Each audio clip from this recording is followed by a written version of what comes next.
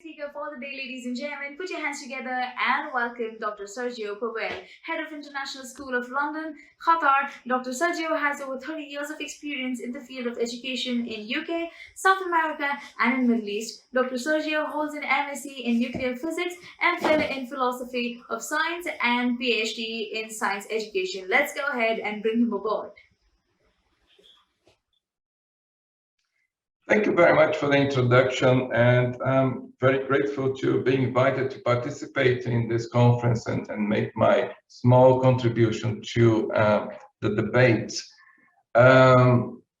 This is a very short presentation, and I am going to share with you my views about how the IT-driven transformation in education has, in my view, a long history that was only just made it more evident by this pandemic, but not caused by the pandemic.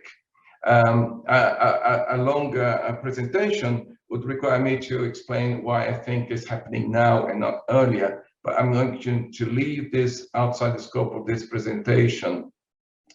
I just want to draw your attention to the fact that I'm going to talk about the transformations that are taking place, not a revolution, not initiatives. The reason for that is that is twofold. I'm paying a tribute to Mesirao, who brought to our collective consciousness the distinction between education to children, which is a formative essentially, and education to adulthood, which is transformative. So the reason why I'm sharing with you a title that includes the word transformation is to say that I believe that what's happening now is transformation, is a change in the way we adults, we the educators are learning, rather than any changes, any essential changes that are happening to the students. So this is how I intend to make my contribution to this debate. So I'm going to set the framework in which I'm going to share with you my views about the way in which technology is influencing how we are redeveloping schools. So the framework is this.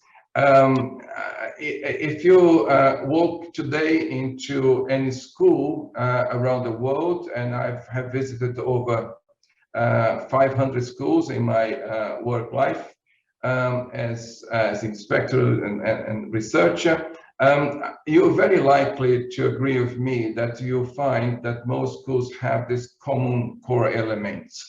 They have a structure of discrete disciplines, they have different subjects, they group students according to the age, according to the sex, or according to the test scores, and for most cases, in many cases, they group the students according to all three of those together.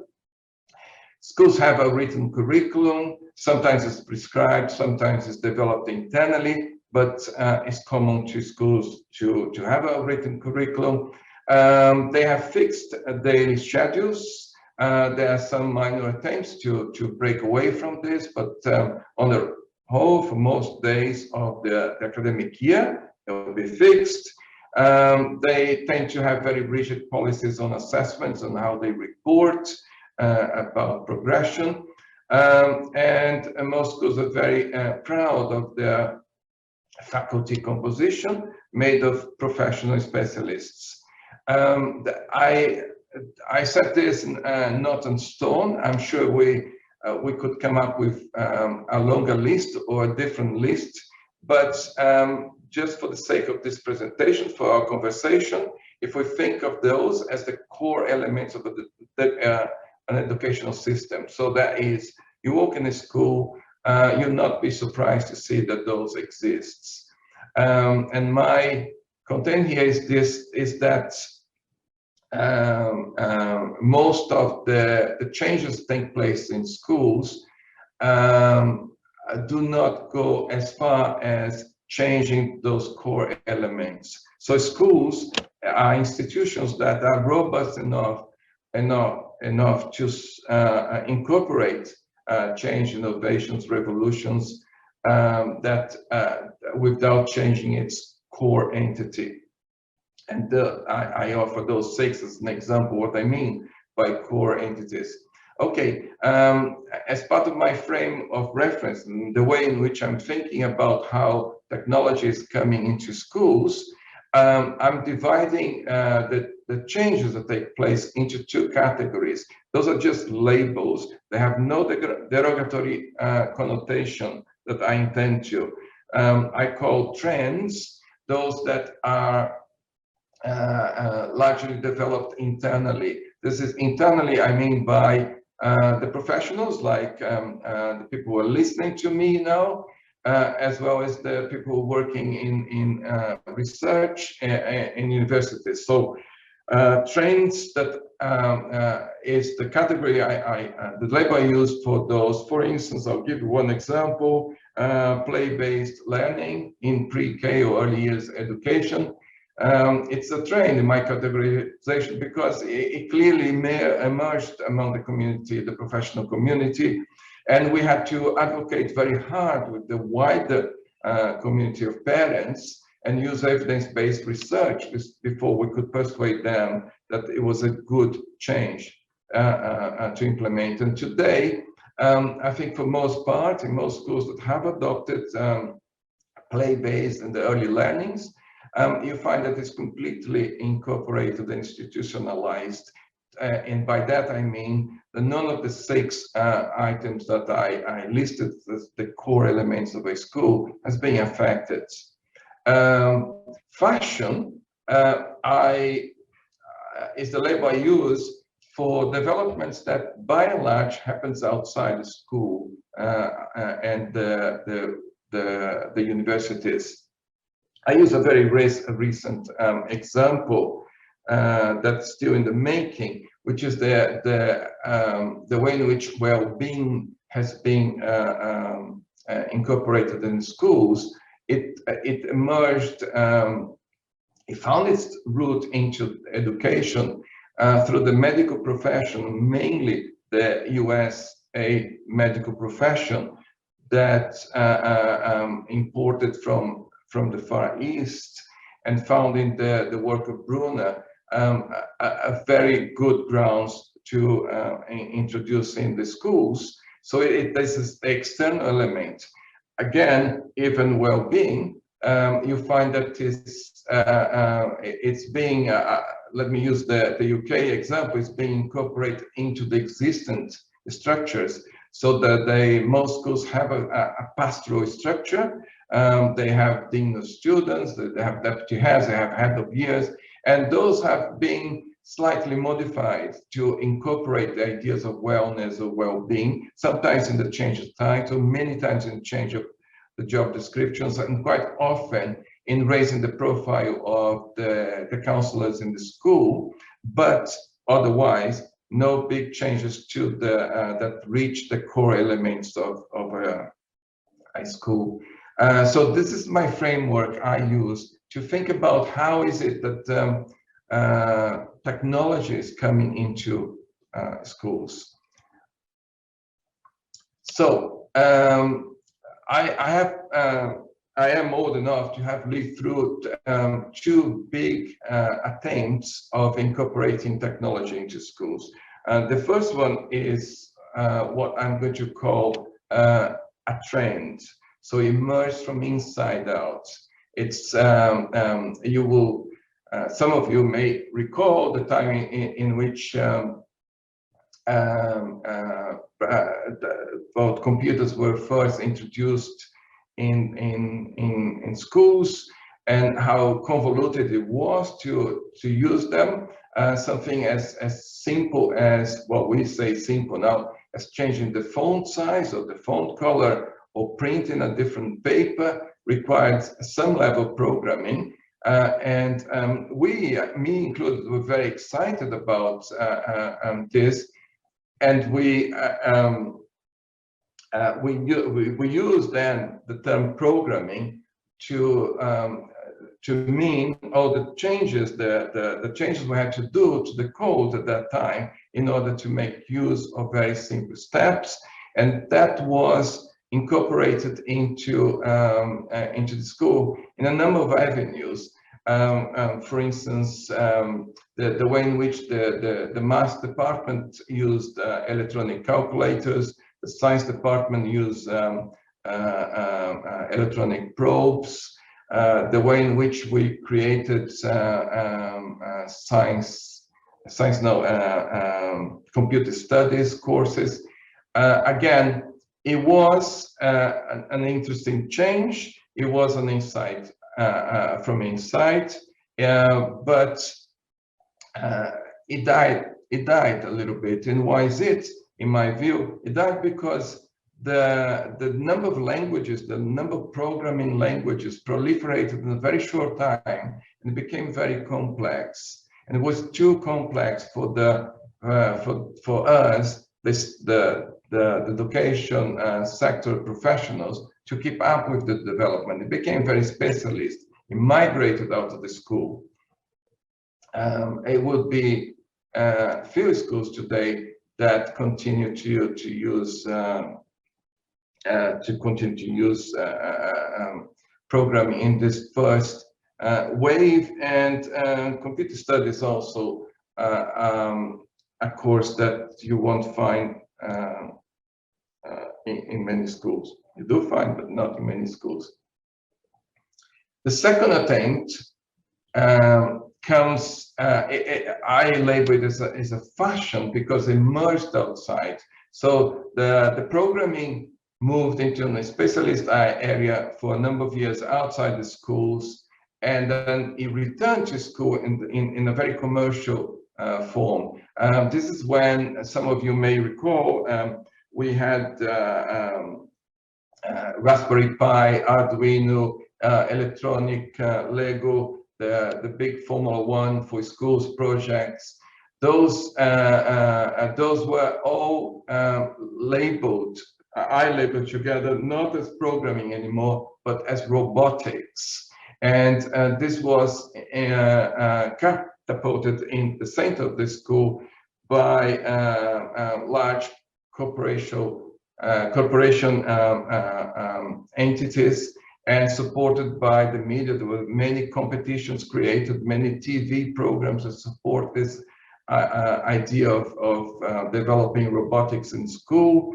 And I would guess that in most schools today, robotics plays quite a small role. It's probably just a club, and it's a club for very few students in the school. And if this was a face-to-face gathering, I would ask you to show your hands up if your school is as a robotics club. And my guess is that it would not be the majority of us. And this was the second attempt, and it's the second attempt framed in the way that I've illustrated in my first slide. Okay, so where are we now? We are on the third attempt. We are on the era where we drop the words programming, we drop the word, the label robotics, and we're using the word coding. And this is a different experience. And why is it a different experience? The first two attempts are what I call a top-down attempt to implement technology into schools. Why top-down? Because they were driven by external to school needs. The first attempt, programming, it was politically motivated. The different governments around the world felt that this technology was the big future, and of course they were right, and it was important to persuade the younger generations to learn about programming. So there was this external top-down attempt to change the school curriculum, and of course the school is the schools are so robust they were able to preserve its core without making any changes. The second attempt, the robotics, is also a top-down, in the sense that it was driven by the industry. It's commercially motivated. Again, the effect was very short-lived.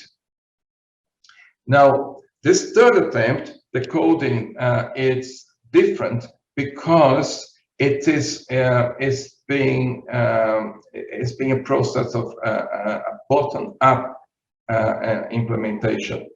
Why? Because the only change that is being made here is in the level of the language. We, the educators, are assimilating a language. This is already pervading among our student population. Our student population is a generation of gamers. It's a generation of digital natives that are playing with multiple platforms. What is happening, that has happened during this pandemic, is that we had to find a new way, and I think I need to go to the next slide. We had to find a new way of accessing our students because they could no longer come to school. And what did we do? We accessed the students in their own terms, in their own language. And that's why I believe the impact is going to be far longer, possibly permanent in the schools. What do I mean by changing our language?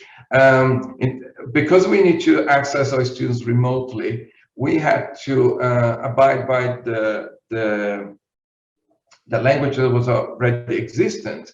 And this one, for instance, email or the Zoom that we're sharing here, is accessible 24 hours a day. We lost our control over the number of minutes the students have to be with me, in front of me in my class, by accessing or giving a chance of them accessing me remotely. I open the doors for 24-hour access.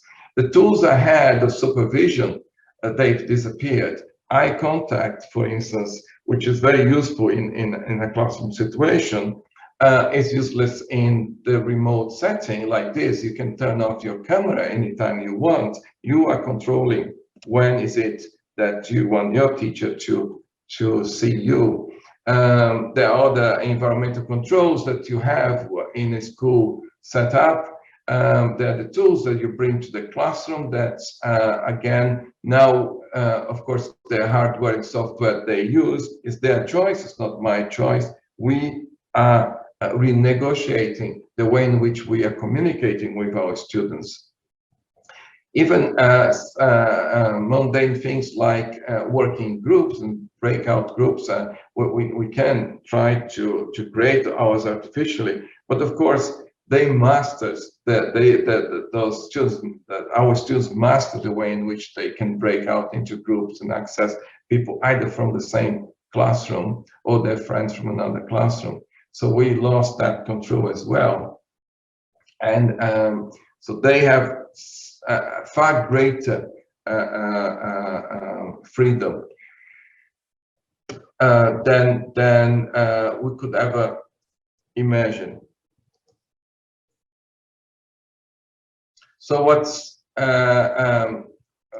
happening? I thought I'll share with you some examples of what is happening in the school in ISL Qatar, just for illustrations of how far the students have taken this new freedom and initiative. So, for instance, one chemistry teacher, I think it was the slide before, came up with the opportunity to reintroduce chemicals that are no longer possible to use in schools, like mercury, for instance, that I used when I was a kid. We no longer can use it in school through augmented reality. Literacy classes have been transformed using Minecraft in our school. We are developing we're building a new gym in the school here. And the students were able to not only make suggestions, but actually print models, 3D models of the new gym, and actually influence what it will look like, how big, what's the shape, what's the use of it. in a way that we couldn't have imagined before.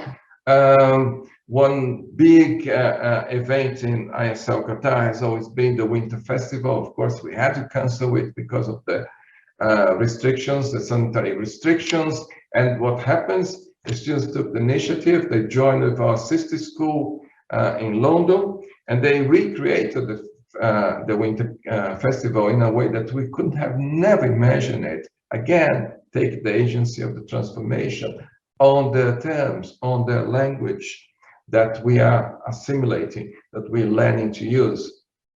I see the power of the immersive reader that's assisting. I'm not only the English learners, because you can go in multiple languages, and we are very strong in languages in this school. So those are just some examples of changes that happened only this year in a very short time, where coding is at the center of our practices.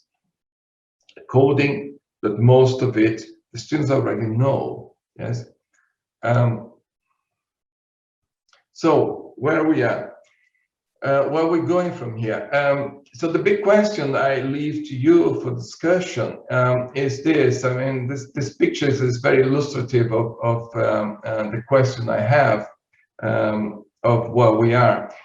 This is a situation with our grade 1 students. We invited, not by the teacher, not initiated by the teacher, but the CEO of the Microsoft, to discuss the way in which they are using Minecraft. The picture for me is very telling, because you can't see the teacher there. And so where are we in this revolution? Where are we in this transformation?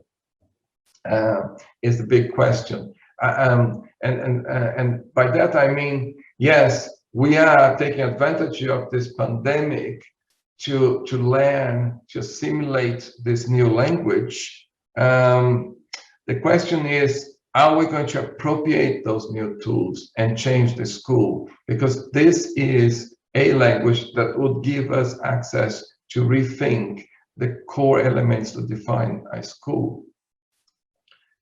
I leave to you one example what I mean. It's a very trivial example, but one example of what I mean by appropriating the tools. We obviously, like most schools around the world, we had to stop our meetings with prospective parents. New parents could not come into our school campus to see what it's like. Our admissions team truly appropriated the tools, and they recreated the idea of a visit, and they created this virtual open morning, and which has a number of characteristics that we couldn't even conceive before this situation materialized. We quickly realized that whenever we have a school visit, we can only at most provide a very single snapshot of the school. It depends on the day, the time of the day a person is coming, will get a particular impression of the school. It depends what is happening. Is it an assembly? Is it big events? Or they walk in a classroom and everybody's doing an examination? Each one of those will create a different impression of the school. And there's restrictions about that. It's also very time consuming for everybody, for the visitors as well, that they have to make this effort to come. Sometimes they're moving to a new country, so this it's difficult to put in the time schedule to visit a number of schools. Of course, safety requires us to be restricted about the appointments, and the tools tend to be very controlled. In the virtual visits that we created, we were able to use augmented reality to show the whole school at different parts of the campus at different times of the year.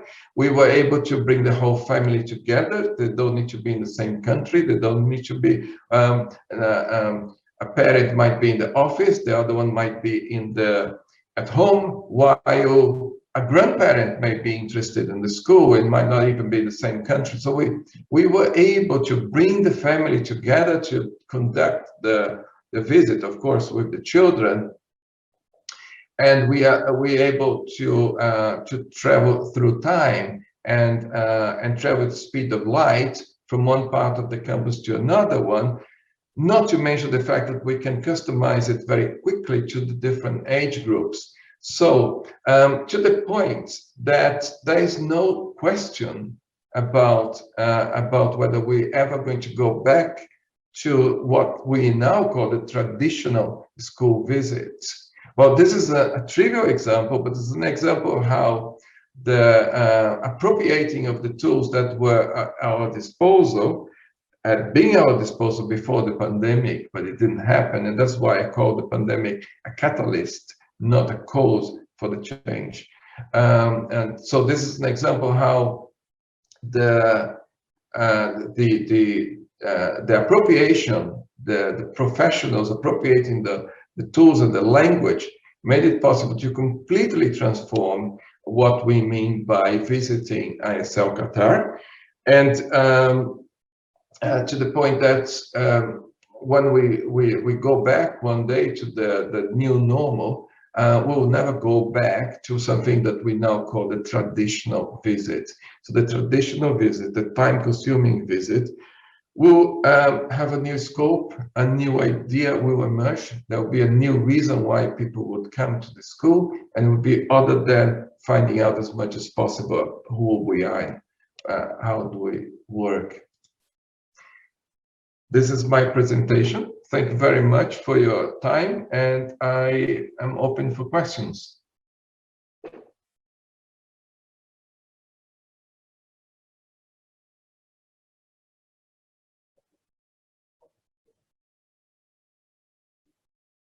Charts. Yes.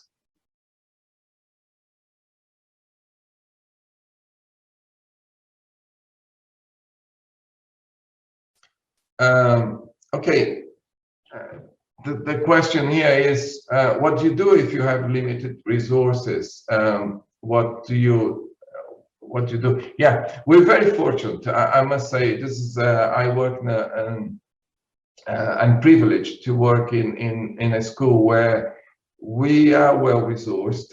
This is a private school. We live, we depend on tuition fees, and we were able at very early stage to make a rethinking about our budgets and focus completely on the adoption of this new technology, on raising the upskilling our teachers to use the resources. Now, what do you do if you don't have access to this technology and you have to teach remotely? This is a big question. I don't have an answer to this question. I am painfully aware that the pandemic in many ways is exposing the divide between the well-off and the less well-off. And that has to be a question that sits on a political discussion about education and educational reform. There's a second question here. What are the key challenges in scaling up educational technology? Well, I hope I have in some ways answered that question. The scaling up here to me is creating the opportunities, the capacity in your staff to be open to access the current existing languages that the students are using. They are codes and decoders. They love hacking. They have the languages.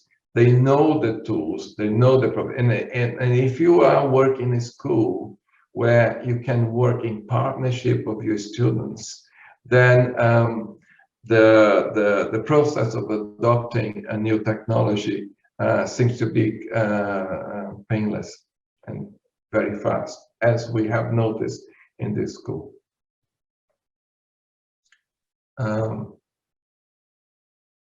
No, there's no more questions.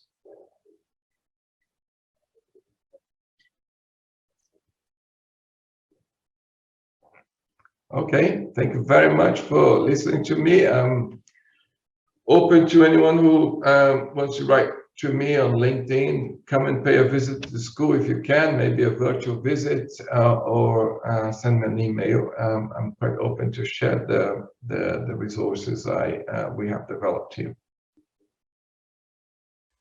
It was a pleasure having you on our platform. Thank you for coming and sharing insights. I'm sure everybody is delighted to have you on board and to listen to your session. Thank you so much once again.